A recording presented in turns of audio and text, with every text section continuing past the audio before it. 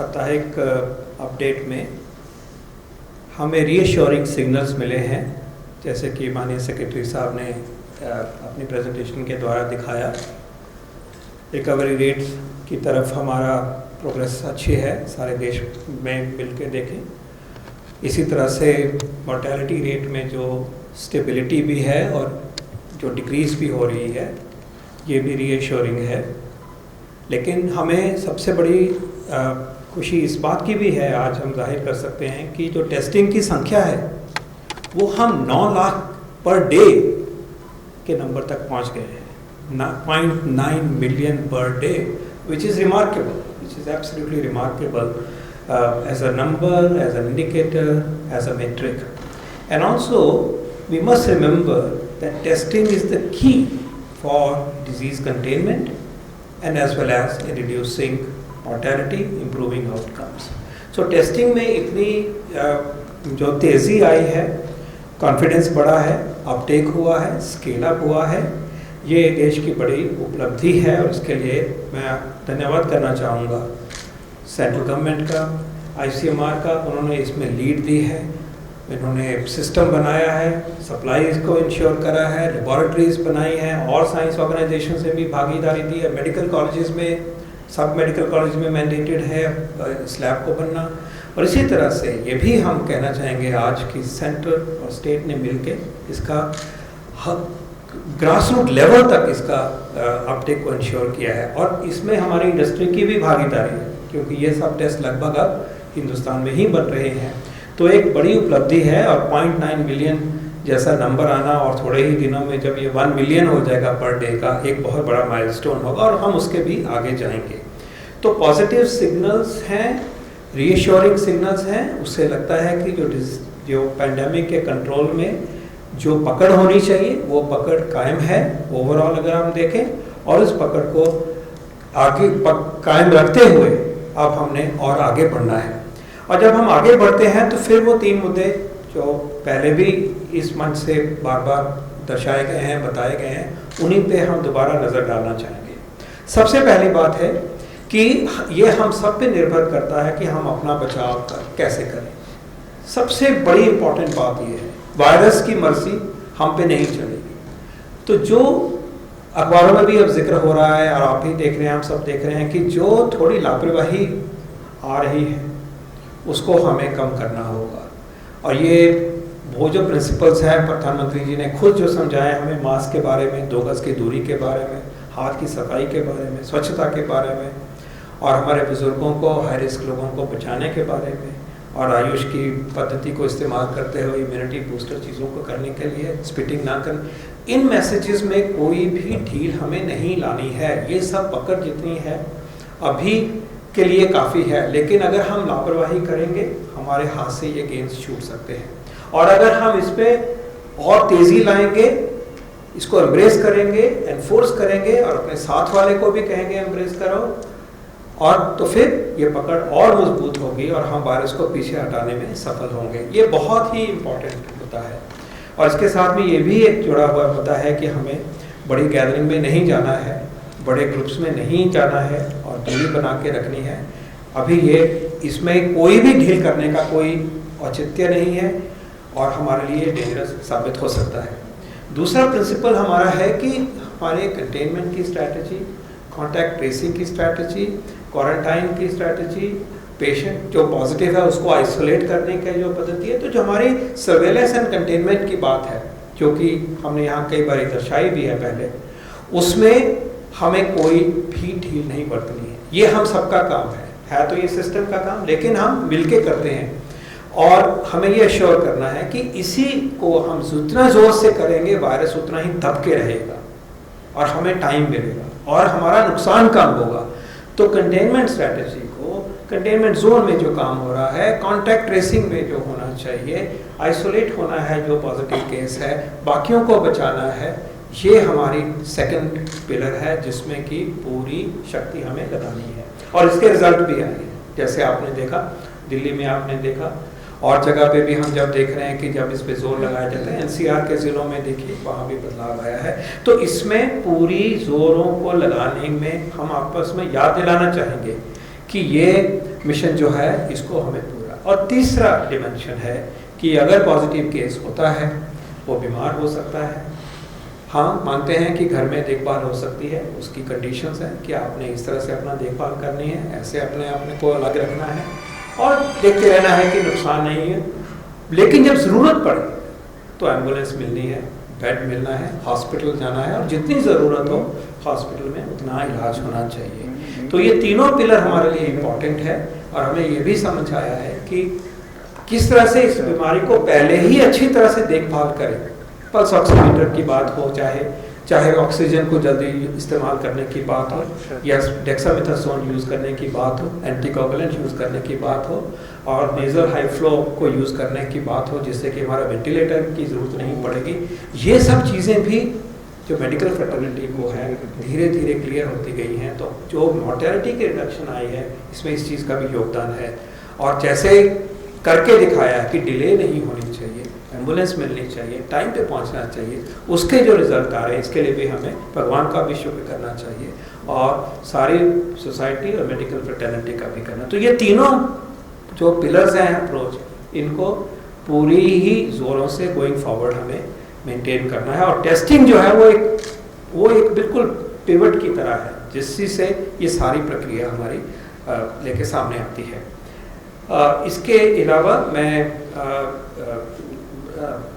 बताना चाहूँगा कि जो वैक्सीन का जो इम्पोर्टेंट मुद्दा है, मिशन है, उसके बारे में माननीय प्रधानमंत्री जी ने देश को एश्योर किया था अपने स्वतंत्रता दिवस के संबोधन में। और उन्होंने कहा है कि 3 वैक्सीन्स हमारे देश में विकसित हो रहे हैं, डिफरेंट स्टेजेस पे हैं।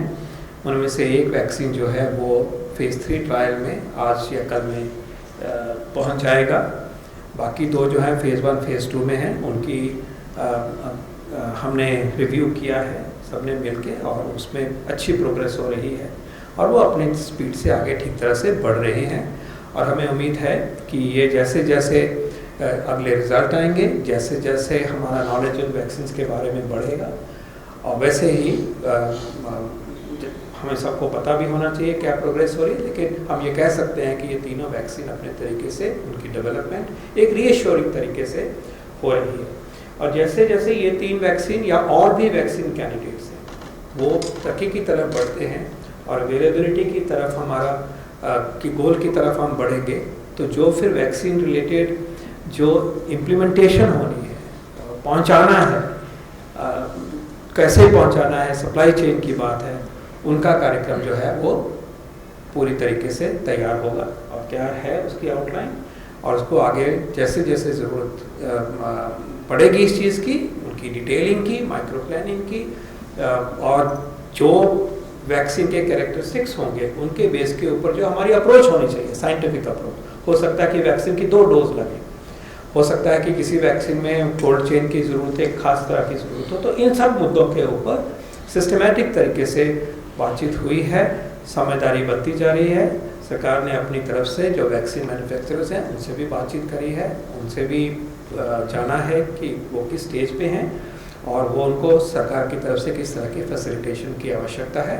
वैक्सीन का मिशन देश का मिशन है, मानवता के लिए है और देश के लिए है और इसमें जो प्रोग्रेस आज तक हुई है वो बहुत ही रीअश्योरिंग है और पूरे ही जोर से गवर्नमेंट वाइड उसके ऊपर एफर्ट हो रहा है। आप इसमें ऐड करना चाहेंगे? धन्यवाद sir. Sir but online question है, और last 2 days the number of active infections is slightly lower than number of recovery. In daily mortality is reported. Does this indicate that the worst is behind us? I could, give you a broad picture, and then Dr. Paul could give you some analysis of this broad picture. अगर हम प्रतिदिन आने वाले नए cases को देखें 13 तारीख से आज तक, तो जो आप प्रश्न में पूछ रहे हैं वो सही बात है। 13 तारीख को जो पॉजिटिव केस थे नए वो लगभग 64,000 से कुछ ज़्यादा थे। 14 तारीख को वो 63,000 कुछ हो गए, 15 तारीख को वो 63,000 ही रहे, 16 तारीख को वो 57,000 हो गए और 17 तारीख को वो 55,000 हो गए। तो एक लगातार घटने का ट्रेंड एक्टिव केसेस का या नए केसेस का हम पिछले लगभग 5 दिन में देख रहे हैं। लेकिन एक पेंडेमिक के कॉन्टेक्स्ट में 5 दिन की अवधि बहुत कम अवधि होती है, तो उससे बहुत अधिक संतुष्टि भी नहीं लेनी चाहिए, लेकिन इतना संतुष्टि का भाव जरूर होना चाहिए कि राज्य सरकारें केंद्र सरकार के गाइडेंस में जो काम कर रही हैं उसका रिजल्ट दिखाई दे रहा है, इसलिए लगातार जो नए केस हैं वो घट रहे हैं। लेकिन जैसा डॉक्टर पॉल ने अभी पहले कहा कि जब तक सामाजिक दूरी और उससे संबंधित चीज़ें आप बनाकर नहीं रखेंगे, मास्क पहनना, हाथ धोना इत्यादि, जब तक कंटेनमेंट और सर्वेलेंस अच्छे प्रकार से नहीं होगा, जब तक हॉस्पिटलाइजेशन और क्लिनिकल ट्रीटमेंट एफिशिएंट नहीं होगा, तो इन गेन्स को लंबे समय तक बरकरार रखने में कठिनाई होगी। तो एक तो आंकड़ा ये है। दूसरा, अगर आप एब्सोल्यूट डेथ के आंकड़ों को देखें उसी अवधि में, तो 13 अगस्त को एब्सोल्यूट डेथ देश भर में 1007 थी, 1007। 14 अगस्त को 996 थी, 996। 15 अगस्त को 944, 16 अगस्त को 941 और 17 अगस्त को 876. So there is also a downward trend if we look at absolute numbers in terms of deaths being reported on account of COVID. There is also a downward trend in terms of fatality rate which I presented before you, day on day, week on week. तो ये दोनों जो parameters हैं, इसमें जो स्थिति उभर रही है वो संतोष की स्थिति है, लेकिन there is no reason for us to slacken our guard. हमें लापरवाही बरतने की आवश्यकता नहीं है, हमें सचेत रहना होगा, सचेत रहना होगा और कंटेनमेंट सर्वेलेंस उसी ही एफिशिएंसी से करना होगा जैसे अभी तक करते आ रहे हैं, और टेस्टिंग भी उसी एफिशिएंसी से और उसी एग्रेसिवनेस से करनी होगी जैसे करते आ रहे हैं। डॉक्टर साहब would want to give the analytical part of it. आपने सर बहुत अच्छी तरह से ये कहा कि ये नंबर को अगर एक छोटे कालखंड में हम देखें तो रीअश्योरिंग है, एक स्टेबल सा नंबर दिखाई दे रहा है, लेकिन इतने बड़े देश में इतने छोटे कुछ दिनों के कालखंड को के ऊपर नज़र रखते हुए अगर हम बहुत ज़्यादा उसको ज़्यादा इंटरप्रेट करें या एक और तरीके से उसको कहें तो शायद वो ठीक बात नहीं है। लेकिन जैसे मैंने कहा कि पकड़ बनी हुई है, रीअश्योरिंग है, संतोषजनक है, और लेकिन ये भी कहें कि 876 या 870 डेथ्स को हम एक्सेप्ट करेंगे, क्यों, ऐसा क्यों होगा? इसको तो और कम करेंगे, इसको तो और बचाना है हमको।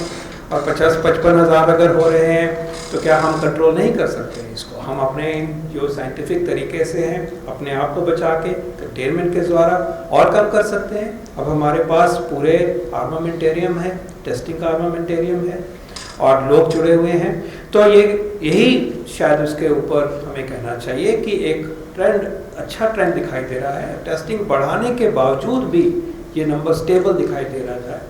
टेस्टिंग की पॉजिटिविटी जो 10% तक पहुंच गई थी उसके ऊपर भी थोड़ी सी वो अब फिर आई है। These are reassuring trend. So इस हफ्ते में अगर हम इस आज की जो वीकली अपडेट में हम रीअश्योरिंग वर्ड यूज़ करें तो ये ठीक है, लेकिन चैलेंज हट गया है, नो वे। इतनी ज़्यादा ससेप्टेबल पॉपुलेशन है देश में कि ये वायरस अभी भी पूरे अपने ज़ोरों से अपने कारनामे करके दिखाएगा, लेकिन लड़ाई जो है वो एक अच्छे स्टेज पे है और उसको आगे भी तेजी लानी है और आगे भी हमें जीतना है। सर, इसी पकड़ को और मजबूत करने के लिए सवाल है, does the government propose to engage with and make use of services of those who have recovered from कोविड-19 एज वॉलंटियर्स? देश के अनेक राज्यों में ये प्रयोग हुए हैं। जो लोग कोविड से रिकवर हुए हैं उनको वॉलंटियर्स के रूप में इस्तेमाल किया जा रहा है। उत्तर प्रदेश में उनको कोविड विजेता कहा गया है। वेस्ट बंगाल में उन्हें कोविड वॉरियर क्लब्स के रूप में गठित किया गया है और उड़ीसा में उन्हें कोविड बंधु कहा गया है। अन्य भी उदाहरण हो सकते हैं, अनेक राज्य हैं जहां ये प्रयोग हो रहे हैं। मैंने केवल 3 राज्यों की बात आपके साथ की। इन लोगों से क्या कार्य लिया जा रहा है ये भी मैं संक्षेप में आपको बताना चाहूँगा। इनका पहला उपयोग समाज में, समुदाय में अवेयरनेस फैलाने के लिए किया जा रहा है। हेल्थ सीकिंग बिहेवियर को इनकरेज करने के लिए किया जा रहा है। ये लोग मोहल्ले मोहल्ले, गांव-गांव जाकर लोगों को ये बताते हैं कि अगर आपके शरीर में लक्षण हैं जो कोविड के हैं तो आपको तुरंत टेस्ट कराना चाहिए। टेस्ट कराने में कोई हानि नहीं है। अगर आपको कहा जाता है कि कोविड केयर सेंटर में भर्ती हो जाइए या अस्पताल में भर्ती हो जाइए तो भी उसमें आनाकानी नहीं करनी चाहिए। वेस्ट बंगाल में ये अस्पताल के भीतर मरीजों को खाना पहुंचाने का भी कार्य कर रहे हैं। उड़ीसा में ये समुदाय में वॉलंटियर के रूप में काम करते हैं और जो हेल्थ केयर वर्कर्स हैं उनकी मदद करते हैं। उत्तर प्रदेश में भी ये घर घर जाकर एक्टिव केसेस की पहचान में मदद कर रहे हैं। तो ये एक अच्छी परंपरा है और अन्य राज्यों को भी इसको आगे बढ़ाना चाहिए। 22.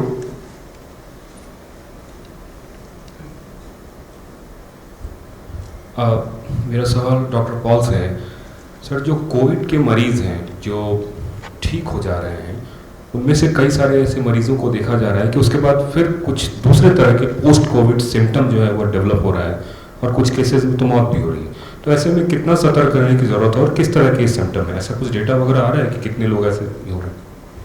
ये एक्सपीरियंस अभी नया एक्सपीरियंस है। नई बीमारी की एक नई डायमेंशन है जो सामने आ रही है कि रेस्पिरेटरी सिम्टम्स होते हैं, बच्चों में इम्यूनोलॉजिकल रिएक्शंस होते हैं और फाइब्रोसिस लंग में अब रहता है। तो इसके ऊपर सबकी साइंटिफिक कम्युनिटी की, मेडिकल कम्युनिटी की नज़र है और इसके अभी हम यही कह सकते हैं कि हमें इसके बारे में सचेत रहना चाहिए कि बाद में भी कुछ असर होंगे। ये इन्फेक्शन है, वायरस है, अटैक करता है और डैमेज छोड़ सकता है। ऐसा और भी इन्फेक्टिव एजेंट्स ने करते हैं, वो ये वेल नोन भी है। लेकिन जैसे भी अभी जैसे सामने आ रहा है इतने भी डेंजरस उनके आउटकम्स हैं लॉन्ग टर्म के, ऐसा भी नहीं आ रहा है। तो जैसे जैसे समझ आएगी उसकी जो ट्रीटमेंट मोडालिटीज़ हमारे पास अवेलेबल है उनको इस्तेमाल करेंगे और उसको ये भी समझेंगे कि किस दशा में ये चीज़ें ज़्यादा होती हैं पेशेंट्स में, कैसे कम होती हैं। तो it's an ongoing learning and the medical fraternity is responding to this and as we understand more we will be able to tell more about it. Number 9. Sir, Nityanand DD news से vaccine को लेकर के सवाल है कि phase 1 phase 2 में गए, क्या इसके अब तक सेफ्टी के हिसाब से क्या कुछ रिजल्ट आया है और कब तक वैक्सीन आ जाएगा? देश के लोग ये जानना चाहते हैं। जैसे मैंने पहले भी कहा, जो हमारे 2 वैक्सीन फेज 1 फेज 2 में ट्रायल में हैं उनके रिजल्ट्स उपलब्ध होने में अभी कुछ हफ्ते लगेंगे। जो एंटीबॉडी टाइटर उन्होंने देखना है और जो चीज़ें देखनी है, रिएक्शन वगैरह इस फेज़ में जो चीज़ें करी जाती हैं वो उनके result in a couple of weeks आने चाहिए और जैसे सामने आएंगे वो आगे उसका जो रेगुलेटरी पाथवे है उसके बारे में क्लैरिटी आएगी और SC वो क्लियरेंसेस के लिए कहेंगे तो उसके मुताबिक हम आगे बढ़ेंगे। जो फेज़ 3 ट्रायल में वैक्सीन गया है उसका जो रिज़ल्ट आएंगे वो वक्त ज़्यादा लगेगा क्योंकि उसमें आउटकम्स जो हैं वो थोड़े देर के बाद देखे जाते हैं, तो वो अपने अलग तरीके से ट्रायल पे चला गया है। ये कहना उचित नहीं होगा कि एक पर्टिकुलर डेट को कौन सा वैक्सीन सक्सेसफुल निकलेगा, कौन सा मिलना शुरू हो जाएगा। वेट एंड वॉच करें, ये साइंटिफिक प्रोसेस है, इसमें हमें अपने उस प्रोसेस को अनफोल्ड होने दीजिए। एक स्टेज पे पहुंचेंगे तो अगले स्टेज की बात हम कर सकते हैं, लेकिन इस टुडे जहाँ पे आज हैं हम उसमें सिर्फ यही कहना होगा कि we are on track and let's wait for those milestones to be met. 31.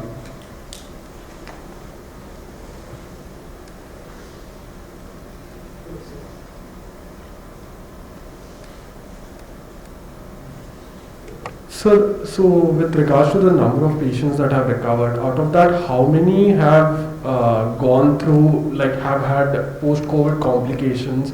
Would we be having any number on that?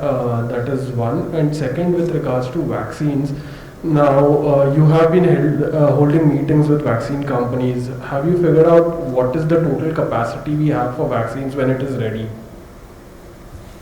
पहले सवाल का जवाब है कि क्योंकि ये नया डिमेंशन है, it's a new dimension, this post Covid सब acute morbidities.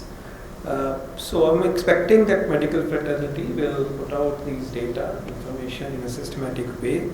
I don't think it's possible to offer a number today, particularly in the Indian context, but these things are happening to an extent, but not to be dangerously alarmed or anything. It's okay. It will be managed, and we'll understand more. We'll even in a better position to handle it also, because as I said, such damage, particularly lung-related damage, occurs in other conditions also, and there are ways of tackling it. But it's an unfolding story, shall we say. We have spoken in our meeting, Rajesh Bhushan ji is co-chair, and we have spoken to the main vaccine manufacturers. We have requested them to provide more clear-cut data, information on their individual capacities. We have requested, tell us how these capacities would pan out with time. We are also encouraging them very actively that tell us how you can ramp up these capacities from where you are today to where you could be if everything is facilitated. So this is a dialogue in motion. We will have updates from them in this process of dialogue. But we can assure you that India has huge potential and capacity. In fact, we were pleasantly surprised as to how much capacity this nation has spread across our main vaccine manufacturers. Thank you. 11. Sir, we are right now in a comfortable position in terms of testing resources and to whoever wants to pay can test. Why are we not doing that?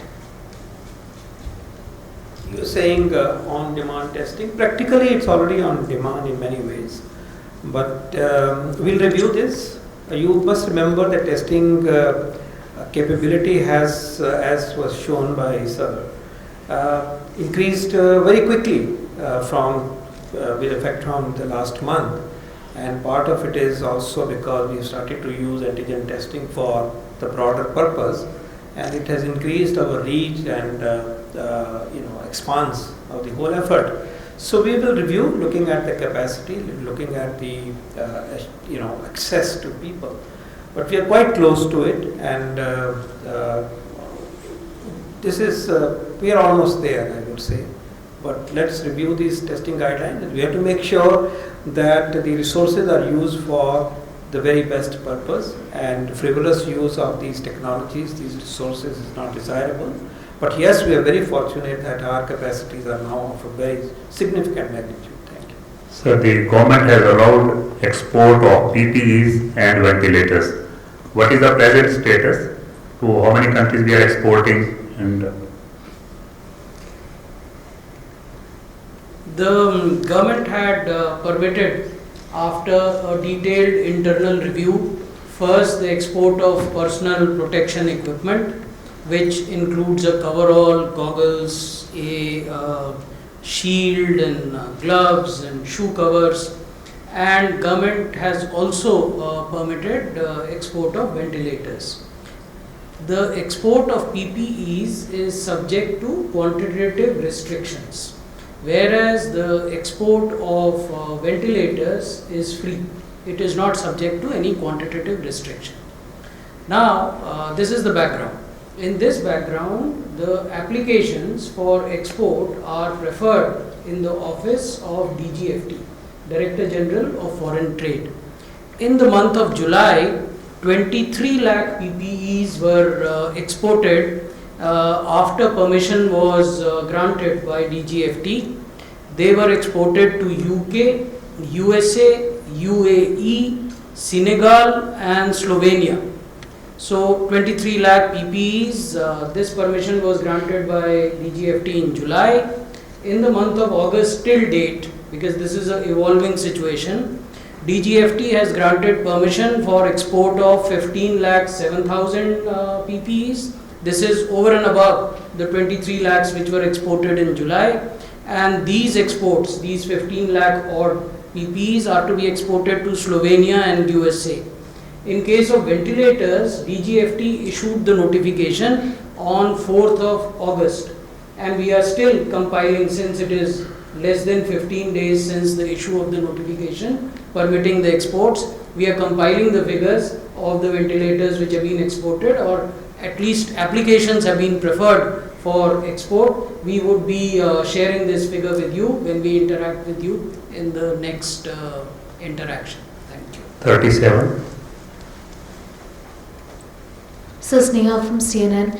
So yesterday in the meeting for vaccines, there were 2 other domestic manufacturers. What is the kind of progress that they have made on their vaccines? Because I believe they're not even in the preclinical human trials phase. And the other 3 manufacturers, is there any conversation just yet on the pricing and on any sort of a pre-production tie-up that you've had? Well, as I explained, those who are in the human testing phase, these 3 vaccines, they are on track with the studies that have been sanctioned, and that information was shared in terms of their progress, how many people have been enrolled, and broad idea was given, and in any case the process is moving by the day. So a review was taken. Also we did request them to indicate what possible prices could be. Pricing perhaps being very complex, because some of these vaccines are at an early stage. So there's some possibilities of some insights into where the price range would be. But this is an information that will be refined as we move along. There's no firm information that we can share today. But yes, we are asking what kind of a price range we are looking at for the vaccine from different vaccine manufacturers. Yes, we'll keep an eye on that. We'll be in dialogue with them on this. 65.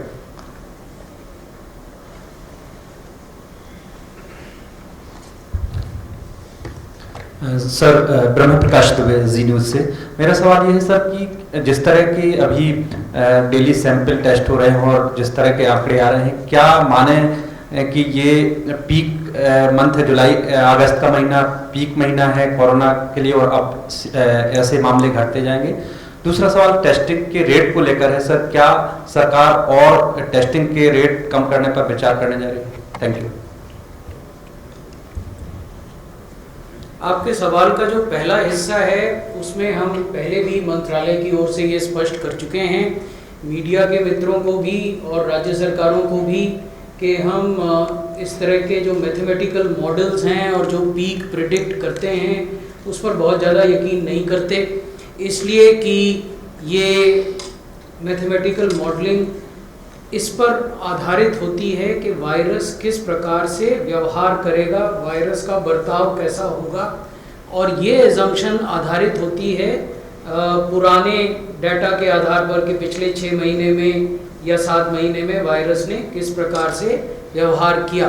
लेकिन ये जो mathematical model होते हैं इसमें ये मुश्किल हो जाता है कि आप क्वांटिफाई कर सकें कि सरकारें कैसे व्यवहार करेंगी, वो क्या कदम उठाएंगी, उनको आप कैसे क्वांटिफाई करेंगे, और समुदाय किस प्रकार से व्यवहार करेगा, वो सोशल डिस्टेंसिंग 2 गज की दूरी अपनाते हैं, भीड़ भाड़ से बचते हैं, पब्लिक प्लेसेस में स्पिटिंग नहीं करते हैं, इसको क्वांटिफाई करना मुश्किल होता है। इसलिए आपने देखा होगा कि समय समय पर तरह तरह के पीक्स प्रेडिक्ट किए गए, वो अधिकांश सत्य से कहीं दूर थे, लेकिन उस पर हम नहीं जाएंगे। हमारा ये मानना है कि राज्य सरकारों का और भारत सरकार का पूरा परिश्रम, पूरा ध्यान केंद्रित होना चाहिए कि प्रभावी ढंग से कंटेनमेंट हो, प्रभावी ढंग से सर्वेलेंस हो, एग्रेसिव टेस्टिंग हो, समय पर लोग अस्पताल में जाएं, उनको बेहतर क्वालिटी ऑफ केयर मिले, ताकि हम पॉजिटिविटी रेट कम कर सकें, रिकवरी बढ़ा सकें और मृत्यु दर को कम कर सकें। ये तो पहला हिस्सा आपके सवाल का उत्तर है। दूसरा आपने पूछा था मृत्यु दर के बारे में। कोरोना टेस्ट जो डेट है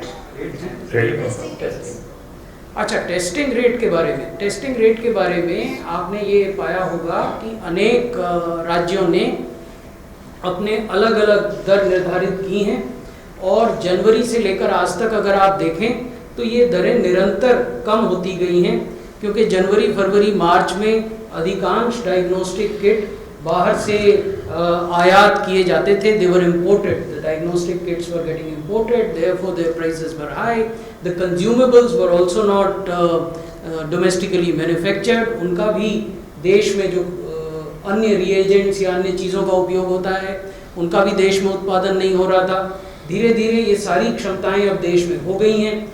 इनमें से अधिकांश जो किट हैं, चाहे वो RT-PCR के किट हों या रैपिड एंटीजन के किट हों, वो गवर्नमेंट ई मार्केट प्लेस जो जेम है उस पर आ गए हैं और उनका जो दाम है वो अब पब्लिक डोमेन में है. तो इसलिए राज्य सरकारों की या जो प्रोक्योरमेंट करने वाली एजेंसीज हैं उनकी शक्ति बढ़ गई है कि वो नेगोशिएट कर सकें और बेहतर दाम पर अच्छी गुणवत्ता की टेस्ट किट्स ले सकें.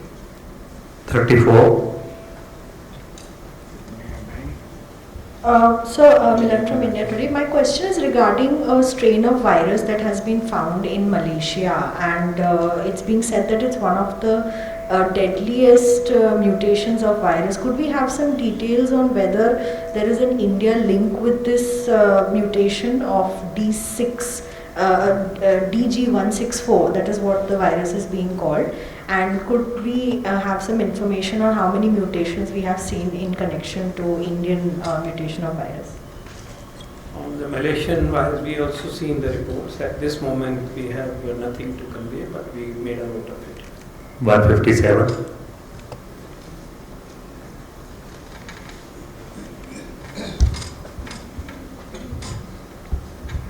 सर, मैं शैलेश यादव हूँ A9 न्यूज़ एजेंसी से. सर, एक तो मुझे ये क्लैरिफिकेशन, जैसे पहला सवाल जो आपने पूछा था जो ऑनलाइन आया हुआ था कि क्या वर्स्ट ओवर हो चुका है या अभी वर्स्ट देखना बाकी है, ये सवाल मैं दोबारा पूछना चाहूँगा. और दोबारा पॉजिटिव कितने केसेस आए हैं जो अभी देखने को मिल रहा है, जो एक बार ठीक होकर निकला दोबारा पॉजिटिव पाया जा रहा है. और तीसरा सवाल सर, ट्रायल को लेकर जो वैक्सीन की बात करके जो है ना,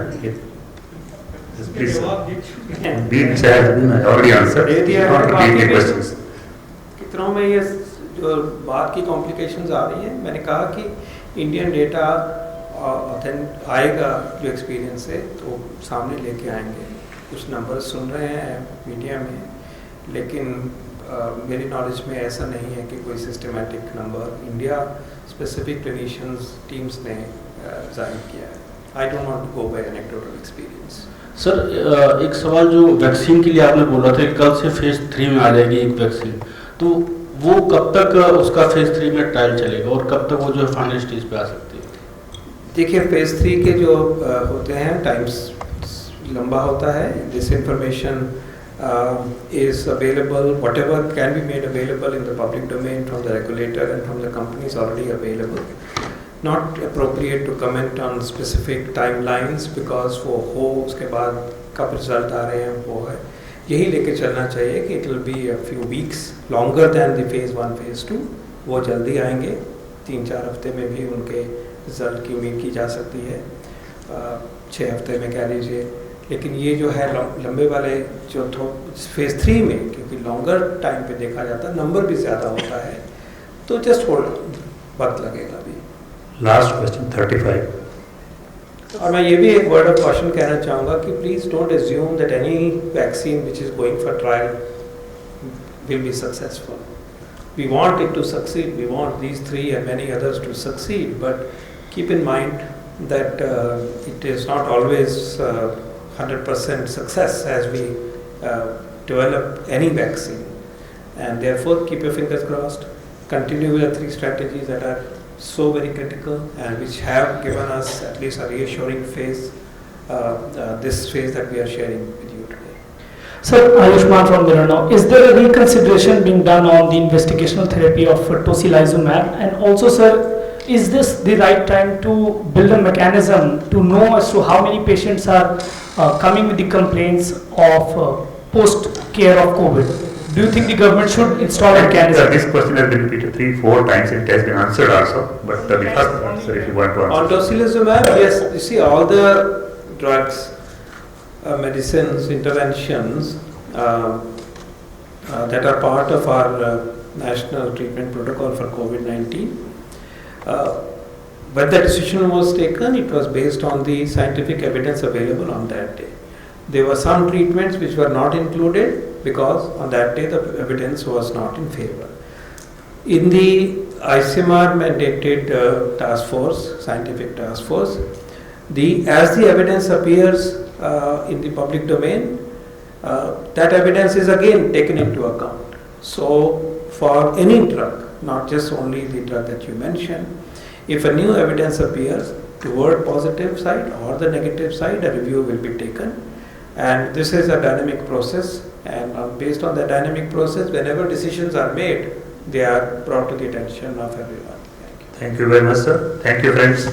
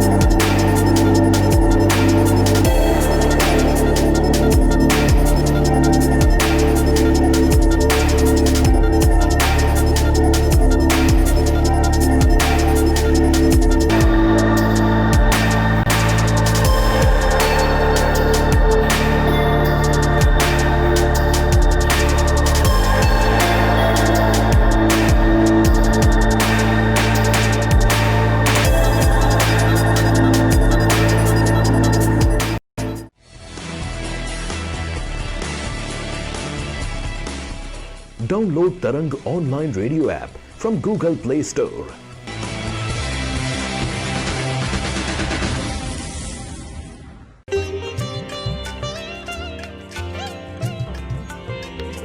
You are listening to Tarang Devotional Online Radio.